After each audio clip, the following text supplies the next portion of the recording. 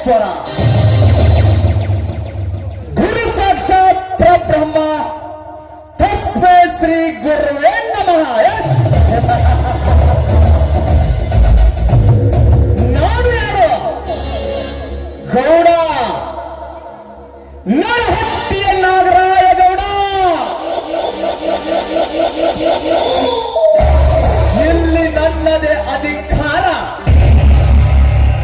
ನಾನು ಹೇಳಿದ್ದೆ ವೇದಾಂತ, ಕುಡಿಸಿದ್ದೆ ತೀರ್ಥ. ಈ ಗೌಡ ನಡೆದಿದ್ದೆ ದಾರಿ, ಆಡಿದ್ದೆ ಆಟ. ಈ ಸುತ್ತು ಹತ್ತು ಹಳ್ಳಿಯಲ್ಲಿ ನನಗೆ ಎದೆ ಕೊಟ್ಟು ನಿಲ್ಲುವ ಗಂಡು ಯಾವನ್ನು ಹುಟ್ಟಿಲ್ಲ, ಮುಂದೆ ಹುಟ್ಟೋದು ಇಲ್ಲ. ನಿಂಗ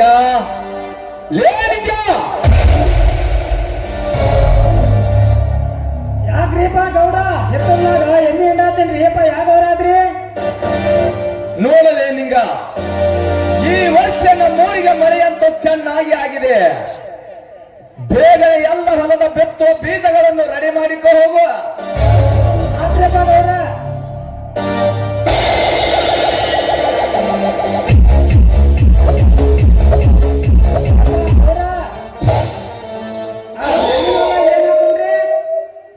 ಮ್ಯಾಗಿನ ಹೊಲದಲ್ಲಿ ಮುಂಗಾರು ಪೀಕು ತೊಗರಿಯನ್ನು ಬಿತ್ತು ಚೆನ್ನಾಗಿ ಬರುತ್ತದೆ. ಆದ್ರಪ್ಪ ಗೌಡ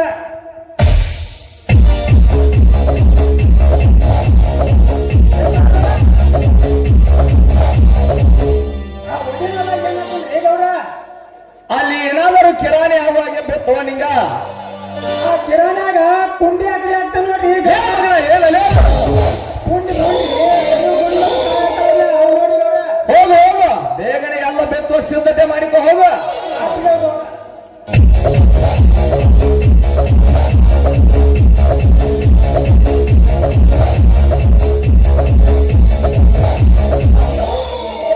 ಸ್ವಲ್ಪ ಹಾಲು ತೆಗೆದುಕೊಳ್ಳಪ್ಪ.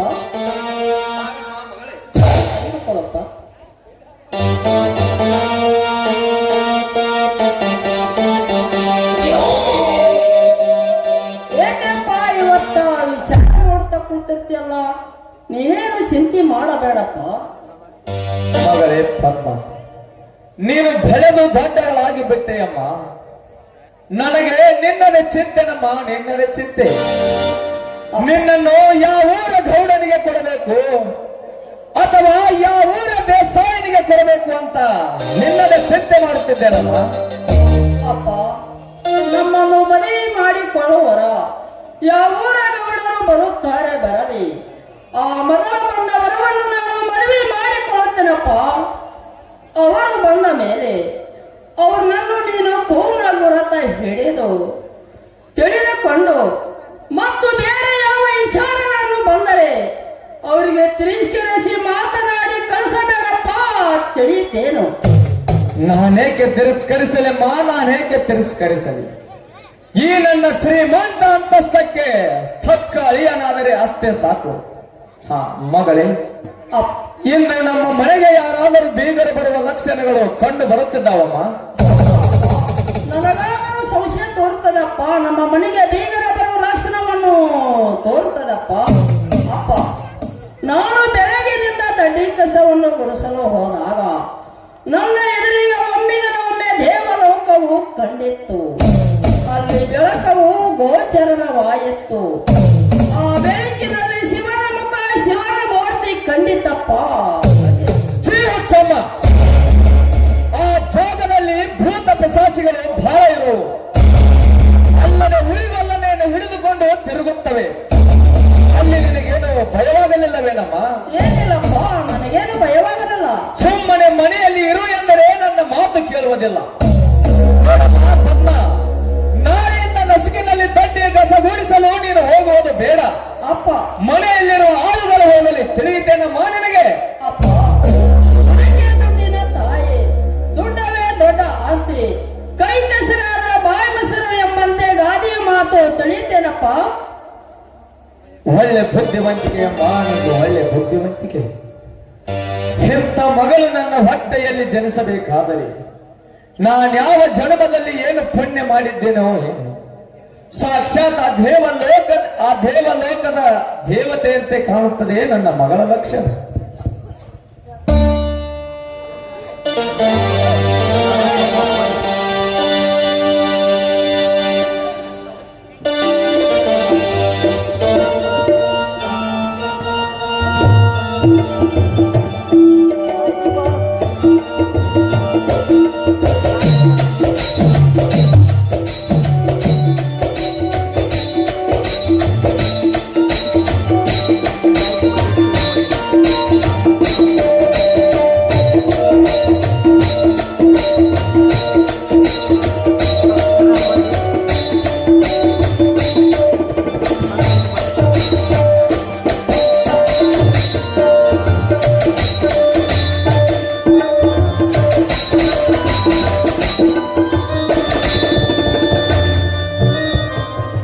ಶರಣಗೌಡರೇ ಶರಣ.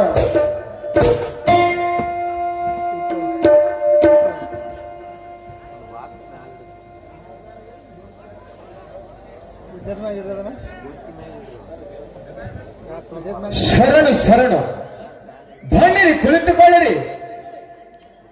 ನಿಂಗ ಲೇ ನಿಂಗ, ಯಾಕ್ರಪ್ಪ ಗೌಡ್ರ? ಒಂದೆರಡು ಕಪ್ ಹಾಲನ್ನು ತೆಗೆದುಕೊಂಡು ಬಾರೋ ನಿಂಗ.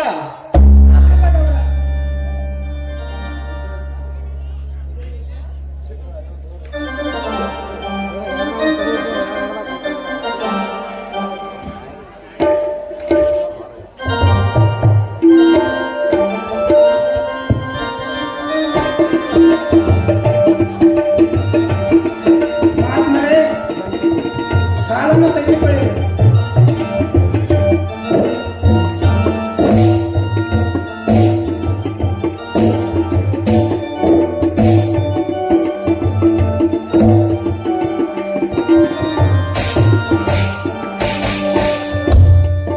ಯಜಮಾನರೇ, ತಾವು ನಮ್ಮ ಗ್ರಹಕ್ಕೆ ಬಂದ ಕಾರಣ?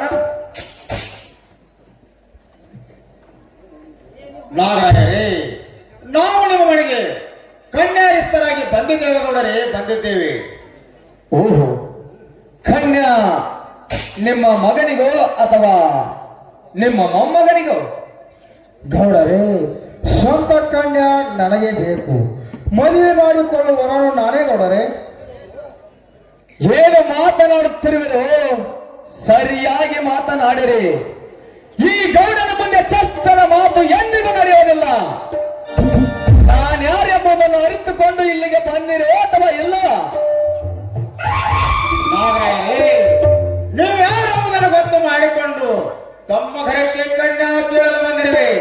ನಿಮ್ಮ ಮಗಳಾದ ಪದ್ಮದೇವರನ್ನು ನನ್ನ ಗುರಿ ಕೊಟ್ಟು ಲಗ್ನ ಮಾಡಿಕೊಡಿರಿ ಗೌಡರೇ.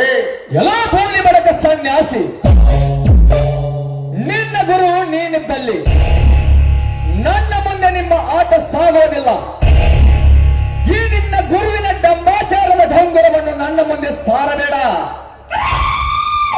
ಸುಮ್ಮನೆ ಹೊರಟು ಹೋಗಿರಿ ಇಲ್ಲಿಂದ. ನಾರಾಯರೇ, ಯಾವ ಬಿರುನುಡಿಗಳನ್ನು ನಾಡಬೇಡಿರಿ. ನಿಮ್ಮ ಮಗಳ ಎಷ್ಟು ಅಚಲ ಭಕ್ತಿಯು ಬಂದಿದ್ದೇನೆ ನಾರಾಯರೇ. ಸುಮ್ಮನೆ ನಿಮ್ಮ ಮಗಳಾದ ಪದ್ಮವನ್ನು ಕೊಟ್ಟು ಲಗ್ನ ಮಾಡಿಬಿಡಿರಿ ಗೌಡರೇ. ಎಷ್ಟೊಂದು ಸರಳ ಮಾರ್ಗವನ್ನು ತೋರಿಸುತ್ತಿದ್ದರು. ನನ್ನ ಮಗಳನ್ನು ನಿಮ್ಮಂತ ಸನ್ಯಾಸಿಗಳಿಗೆ ಕೊಡುವುದಕ್ಕಿಂತ ಎಲ್ಲಿಯಾದರೂ ಒಂದು ದೊಡ್ಡ ಹಾಳ ಬಾವಿಯನ್ನು ನೋಡಿ ಆ ಬಾವಿಯಲ್ಲೇ ನೂಕುತ್ತೇನೆ ಹೊರತು ನಿಮ್ಮಂತವರಿಗೆ ಮಗಳನ್ನು ಕೊಡುವುದಿಲ್ಲ. ಹೊರಟು ಹೋಗಿರಿ ಇಲ್ಲಿಂದ. ಅಪ್ಪ, ಆ ಮಾತ್ಮರನ್ನು ಹೊರನೂಕಬೇಡಪ್ಪ. ಅವರು ಮಾಯಾಳಿಗಳಿರುತ್ತಾರೆ. ಅವರಿಗೆ ಅವನ ಸಲನ ಮಾತನಾಡಿ ಘೋರ ಪಾಪಕ್ಕೆ ಈಡಾಗಬೇಡಪ್ಪ. ಕೇಳು ನನ್ನ ಮಾತನ್ನು. ಪದ್ಮ, ನೀನು ಸುಮ್ಮನಿರಮ್ಮ, ಸುಮ್ಮನಿರು. ನಿನ್ನನ್ನು ಹೆತ್ತವರು ನಾವು. ನಿನಗೆ ಯಾವ ವರ ನೋಡಿ ಮದುವೆ ಮಾಡಬೇಕೆಂಬುದು ನಮ್ಮ ಜವಾಬ್ದಾರಿ. ನನ್ನ ಹೊಟ್ಟೆಯಲ್ಲಿ ಹುಟ್ಟಿ ನನಗೆ ಇದರ ನುಡಿಗಳನ್ನು ಮಾತನಾಡಬೇಡ. ಹೌದು ಅಪ್ಪ, ನಾನು ನಿನ್ನ ಹೊಟ್ಟೆನ ಜನಿಸಿ ಬಂದು ಬಿರುನುಡಿಗಳ ಮಾತನಾಡಿ ತಪ್ಪ ಮಾಡಿಬಿಟ್ಟಿದ್ದೇನಲ್ಲಪ್ಪ, ತಪ್ಪ ಮಾಡಿಬಿಟ್ಟಿದ್ದೇನೆ. ಮೊದಲಿಗೆ ಹೇಳಿದ್ದೇನಲ್ಲ, ಮೊದಲು ಬಂದ ವರವನ್ನು ನಾನು ಮನವಿ ಮಾಡಿಕೊಳ್ಳುತ್ತೇನೆ ಅಂತ ಹೇಳಿದ್ದೇನಲ್ಲಪ್ಪ, ಹೇಳಿದ್ದೇನಲ್ಲ.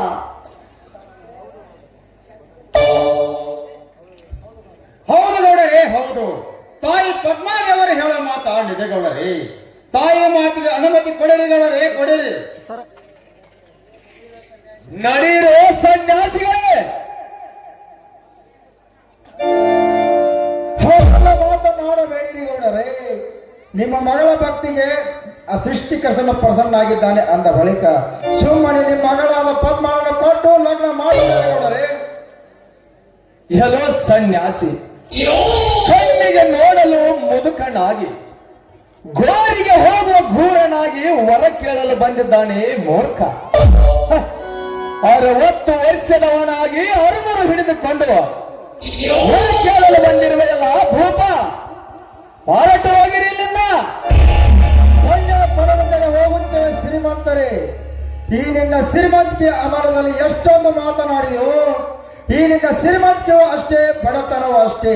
ಈ ನಿನ್ನ ಶ್ರೀಮಂತಿಕೆ ಸ್ಥಿರವಾದದ್ದಲ್ಲ, ಬಾರದ ಮಪ್ಪದ ತಿಳಿತೇ ನಾಗರಾಯ. ಸುಮ್ಮನೆ ನಿನ್ನ ಮಗಳಾದ ಪದ್ಮವನ್ನು ಕೊಟ್ಟು ಲಗ್ನ ಮಾಡಿಬಿಡು. ಎಲ್ಲವಾದ ನಿಷ್ಠುರವಾಗಿ ವಿಲ್ಲವೆಂದು ಹೇಳಿಬಿಡು ನಾಗರಾಯ. ಎಲೆ ಸನ್ಯಾಸಿಗಳೇ, ಇಲ್ಲಿವರೆಗೂ ಮಾತನಾಡಿದ್ದು ಮರಾಠಿಯಲ್ಲಿ ಅಲ್ಲ, ಅಚ್ಚ ಕನ್ನಡದಲ್ಲಿ ಬೆಚ್ಚಿ ಹೇಳಿದ್ದೇನೆ. ತಿಳಿದುಕೊಳ್ಳುವ ಶಕ್ತಿ ನಿಮಗೆಲ್ಲವೆಂದು ಕಾಣುತ್ತದೆ. ಸೋಮನೆ ಹೊರಟು ಹೋಗಿರಿ. ನಿಂಗ ಲೇ ನಿಂಗ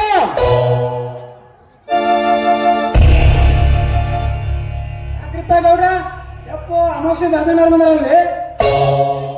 ಲೇ ನಿಂಗ, ನಾನು ಯಾತಕ್ಕೆ ಕರೆದಿದ್ದೇನೆ ಮಗನ, ನೀನೇನು ಮಾಡುತ್ತಿರುವೆ?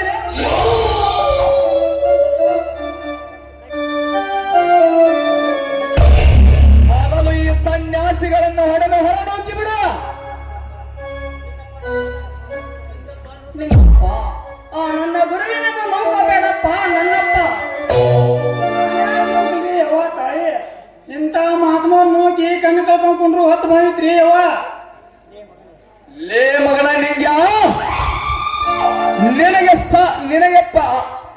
ನಿನಗೆ ಸಂಬಳ ಕೊಟ್ಟು ಇಟ್ಟುಕೊಂಡದ್ದು ಯಾಕೆ ಗೊತ್ತೇನೋ? ಆ ಗುಂಡನ ಸಾಲದಲ್ಲಿ ತಿನ್ನುವುದಕ್ಕೆ ಕೂಲಿಲ್ಲದೆ ಕೊಳೆತು ಹೋಗುತ್ತಿದ್ದ ನಿನಗೆ ಎಷ್ಟೊಂದು ಸೊಕ್ಕೇನೋ? ಹೊಡೆದ ಹೊರ ಹಾಕುವ. ಗೌಡ್ರ, ನೀವು ಅನ್ನೋ ಮಾತ ಕರೆ ಐತ್ರಿ, ಆದ್ರೆ ಇಂಥ ಕೆಟ್ಟ ಕೆಲಸ ಮಾಡ್ಬೇಕಲ್ರಿ ಏಪ. ಈ ನಿಮ್ಮ ಮನ್ಯಾಗ ದುಡ್ದ ಈ ಭೂಮಿ ತಾಯಿಗೆ ಸೇವೆ ಸಲ್ಸಾಕ್ರಿ ಸಾವ್ಕಾರ. ಲೇ ನಿಂಗ್ಯ, ಇವರು ಯಾರಾದರೇನು? ನಾನು ಹೇಳುತ್ತಿದ್ದೇನೆ, ಮೊದಲು ಇವರನ್ನು ಹೊರ ನೂಕಿ ಬಿಡ. ಯಪ್ಪ ಸಾವ್ಕಾರ, ನಾನು ಇವತ್ತ ಬಡದವರೆಗೆ ಹಾಕಿದ್ರು ನನಗೆ ಚಿಂತೆ ಇಲ್ರಿ. ಆದ್ರೆ ಇವ್ರು ಏನೋ ಮಾಡ್ಬೇಡ್ರಿ. ಇವರು ಅಂತಿಂತ ಸಾಧುಗಳಲ್ರಿ ಗೌರ. ಇವರು ಅಮೋಕ್ಷ ದಾಸಿನವ್ರದಾರ್ರಿ ಗೌರ.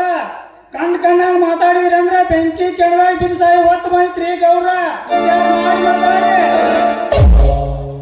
ಉದರ ನಿಮಿತ್ತಂ ಬಹುಕೃತಂ ವೇಷಂ ಎಂಬ ಗಾದೆಯಂತೆ ಯಾವುದಾದರೊಂದು ವೇಷವನ್ನು ಬದಲಿಸಿಕೊಂಡು ಈ ಜಗತ್ತಿನ ಜನರ ಕಣ್ಣಿಗೆ ಮಣ್ಣೆರಚುವ ಇಂಥ ಬೂದಿ ಬಡಕರನ್ನು ಮಹಶ್ರೀಯರೆಂದು ನನಗೆ ಸಂಬೋಧನೆ ಕೊಡುತ್ತೀಯಾ ಮಗನ?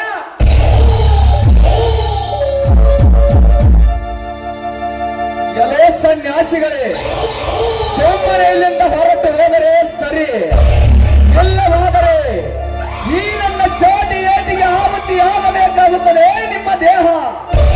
ಗೌಡರೇ, ಆತನ ನ್ಯಾಯ ಬಿಡಿರಿ. ಆತನಿಗೆ ಕೊಡೋ ಶಿಕ್ಷೆ ನಮಗೆ ಕೊಡೋರಿ ಗೌಡರೇ. ಈ ಶಿಕ್ಷೆ ನಿಮಗೆ ಬರಬಹುದು, ನೆನಪಿನಲ್ಲಿರಲಿ. ಅಪ್ಪ, ಅವರು ನನ್ನ ಜೊತೆ ಸಂಬಂಧ ಬೆಳೆಸದಿದ್ದರೆ ಸರಳವಾಗಿ ಕಳಿಸಿ ಬಿಡು. ತಂದಿರ ತಮ್ಮಾತ್ಮರಿಗೆ ಕೆಣಕಿ ಪಾಪಿ ಆಗಬೇಡಪ್ಪ, ಹುಷಾರ. ಪದ್ಮ, ನೀನು ಸುಮ್ಮನೆ ಹೋಗು. ನೀನು ಇಲ್ಲಿವರೆಗೂ ಮದುವೆಯಾದರೆ ಅವರಣ್ಣೆಯನ್ನು ಹೊತ್ತ ಹಿಡಿದಕ್ಕಾಗಿ ಇಲ್ಲಿವರೆಗೂ ನಿಲ್ಲಬೇಕಾಗಿದೆ ನನ್ನ ಮನೆಯಲ್ಲಿ. ಸುಮ್ಮನೆ ಹೊರಟು ಹೋಗರಲೇ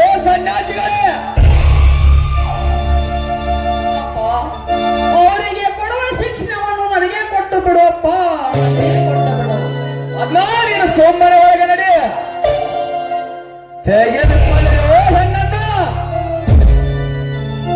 ಏನಾಗಲ್ಲ ಮಾತ್ರ ಕೈ ಹಿಡ್ಕೊಂಡು ಸಾಮರ್ಥ್ಯ ಮಾತ್ರ ಹೇಳಿದನಾರಯ್ಯ.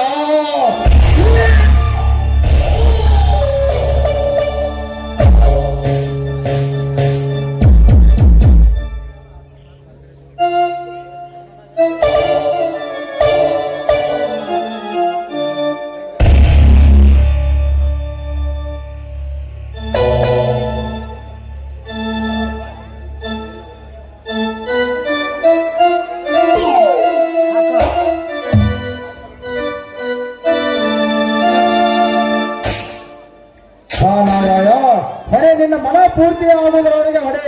ಹೀಗೆ ನಿಂತೆ ಕೈ ಮೇಲೆ ಮಾಡಿಕೊಂಡು ಏನಿದೆ ನನ್ನ ಕೈ ಯಾಕೋ ಕೆಳಗೆ ಬರುತ್ತಿಲ್ಲವಲ್ಲ? ಏನಾಗಿ ಬಿಟ್ಟಿದೆ ನನ್ನ ಕೈಗೆ? ಎಲ್ಲ ಸನ್ಯಾಸಿಗಳೇ, ಇದೇನು ನಿಮ್ಮ ವಿಚಿತ್ರ ಸಿದ್ಧಾಂತಿಗೆ? ಏನು ಮಾಡಿಬಿಟ್ಟಿರಿ? ಇದೇನು ನನ್ನ ಗ್ರಹಚಾರ? ಮಂದ ಮತ್ತೆ ನಾರಾಯ, ಹೆಣ್ಣು ನೋಡಿದರೆ ನಿನ್ನ ಜೀವನದ ಜಂಜಾಟ. ಈ ನನ್ನ ಬಂಡಾರ ಹೋಮಕ್ಕೆ ಸುಡುವುದು ನಿನ್ನ ದೇಹ. ನಿನ್ನ ಐಶ್ವರ್ಯ ಕೈಗೈಸಿ ಹೋಗುವುದು ನಾರಾಯ. ಜೈ ಗುರು ಸೋಮಲಿಂಗೇಶ್ವರ. ಅಯ್ಯೋ ಅಯ್ಯೋ, ಇದೇನಾಯ್ತಪ್ಪ ಈ ನನ್ನ ಕೈಗೆ? ಹೀಗೇಕೆ ನನ್ನ ಕೈ ಕೆಳಗೆ ಬೀಳುತ್ತಿಲ್ಲ? ಮಗಳೇ ಮಗಳೇ, ಪದ್ಮ ಪದ್ಮ ಮಗಳೇ, ಕುಡಿಯಲಿಕ್ಕೆ ಸ್ವಲ್ಪ ನೀರನ್ನಾದರೂ ತೆಗೆದುಕೊಂಡು ಬಾರಮ್ಮ, ತೆಗೆದುಕೊಂಡು ಬಾ. ಸಂಕಟವಾಗುತ್ತಿದೆಯಮ್ಮ. ಮಗಳೇ, ನೀರು ತಾರಮ್ಮ, ನೀರು ಸ್ವಲ್ಪ ನೀರನ್ನು ತೆಗೆದುಕೊಳ್ಳಪ್ಪ.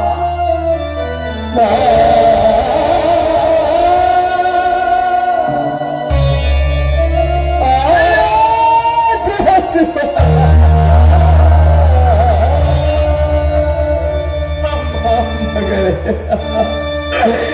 ಕುಡಿಯುವ ನೀರಿನಲ್ಲಿ ಕಲ್ಮಶ ತುಂಬಿದವ ತುಂಬಿಕೊಂಡಿದ್ದಾವಮ್ಮ.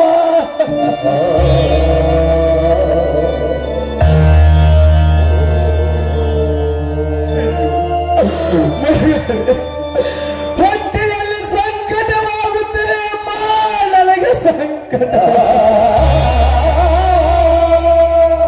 ಅಯ್ಯೋ ಶಿವ ಶಿವ, ಹೀಗಾಗಿ ನನ್ನ ಮನೆಯೆಲ್ಲ ಚಿತ್ರ ಚಿತ್ರ. ಅಯ್ಯೋ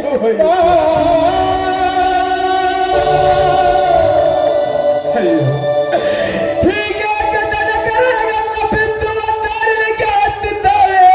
ಏನಾಯಿತು ನನ್ನ ಮನೆಗೆ?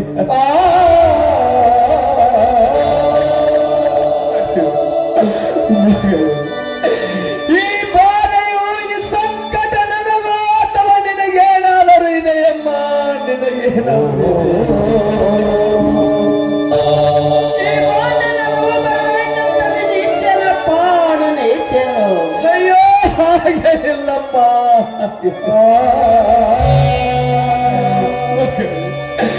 ಮಗಳೇ, ಈ ಸಂಕಟ ನನ್ನಿಂದ ತಾಳಲಾಗುತ್ತಿಲ್ಲಮ್ಮ.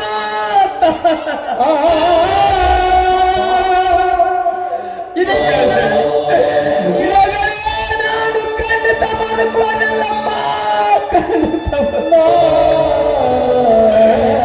ಈ ಸಂಕಟ ನನ್ನಿಂದ ತಾಳಲಾಗುತ್ತಿಲ್ಲ ಮಗಳೇ. ಮಗಳೇ, ಈ ನನ್ನ ಕಷ್ಟದಲ್ಲಿ ನೀನು ಭಾಗಿಯಾಗಬಾರಮ್ಮ.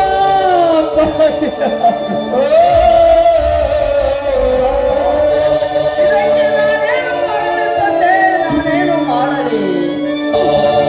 ಅವರಿಗೆ ಮಾಯ ಸುರಪ್ಪನಾದ ಅಮೋಘಸಿದ್ದೇಶ್ವರ ನಾಮ ಸ್ಮರಣೆ ಮಾಡೋ ತಂದೆ. ಈಗ ಹುಚ್ಚರಂಗ ಮಾತನಾಡುವುದೇನು ಸರಿಯೇನಪ್ಪ? ನಿನ್ನ ಹೊಟ್ಟೆ ಕಡಿದರೆ ಬೇರೆದವರ ಔಷಧ ತಗೊಂಡ್ರೆ ರೋಗ ನಿವಾರಣೆ ಆಗುವುದೇನಪ್ಪ? ಮಗಳೇ ಪದ್ಮ, ಮತ್ತೊಮ್ಮೆ ಅಂತ ಸನ್ಯಾಸಿಗಳ ಹೆಸರು ನನ್ನ ಮುಂದೆ ಎತ್ತಬೇಡಮ್ಮ, ಎತ್ತಬೇಡ. ಮಗಳೇ, ನೀನು ಸುಮ್ಮನೆ ನಾನು ಈಗಲೇ ಹೋಗಿ ಕರಜಿ ಗ್ರಾಮಕ್ಕೆ ಹೋಗಿ ಬೀಬಿ ಪಾತಿಯನ್ನು ದೇವರು ಕೇಳಿ ಬರುತ್ತೇನಮ್ಮ ನೀನು ಮನೆಯಲ್ಲೇ ಇರು. ಆಗಲಿಯಪ್ಪ.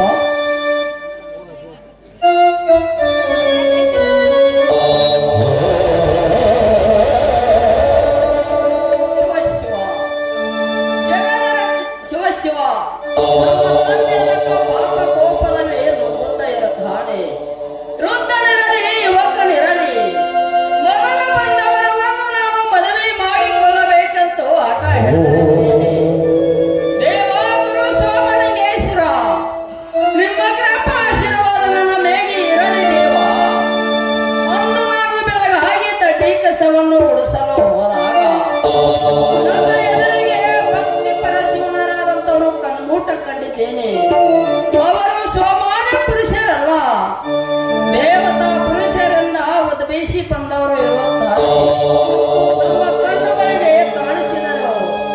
ಇಂಥವರನ್ನು ನಮ್ಮ ಮನೆಮುಟ್ಟ ಬಂದು ಕಣ್ಣೇ ಕೇಳಿದರೆ ನಾನು ಇವರನ್ನೇ ಮದುವೆ ಮಾಡಿಕೊಳ್ಳಬೇಕು, ಇಲ್ಲವಾದರೆ ಹಾಗೆ ಇರಬೇಕು. ಈ ಯೋಗಿನನ್ನು ಸ್ಮರಿಸಿದರೆ ನಮ್ಮ ಕಾಡಾಟ ಪರಿಹಾರ ಆಗುವುದು, ಅಂದರೆ ನಮಗ ಮುಕ್ತಿ ಮಾರ್ಗ ಸಿಗುವುದು, ಇಲ್ಲವಾದರೆ ಮರಣ ಹೊಂದುವುದು. ಈ ಹೆಣ್ಣಿನ ಜನ್ಮಕ್ಕೆ